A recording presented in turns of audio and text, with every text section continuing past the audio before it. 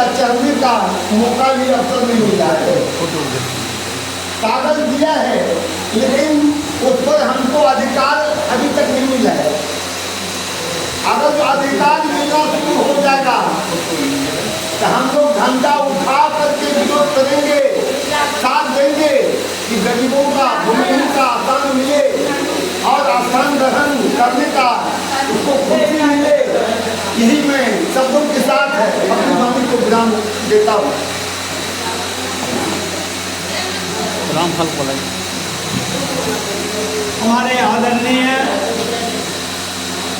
संत वसंत बाबू अपनी मुखारबिंद से आप लोगों को जो सुनाया, समझाया कि सारे नेता अपना विचार प्रकट करते हैं, शपथ खाते हैं कि मैं जनता का विकास करूंगा, जनता के हक और अधिकार के लिए लड़ूंगा, मगर वह संवैधानिक या गीता पे हाथ रखने के बाद हमारी जनता का एक भी विचारधारा फॉलो नहीं कर पाता है। विधायक, एमएलए, एमपी और चाहे जिस दल का हो, हम लोग वोट देते हैं, उसके एवज में हम लोगों को कुछ मिलता नहीं है।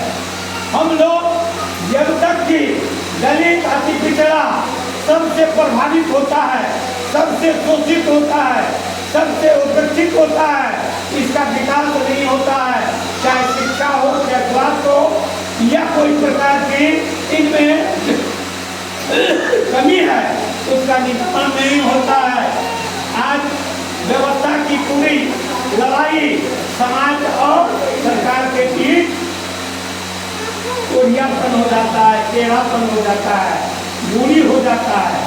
तो हम लोग आज चाहते हैं कि आप लोग शपथ लीजिए, संघर्ष कीजिए और समाज को अपनी आहुति देकर दिखाने का काम कीजिए।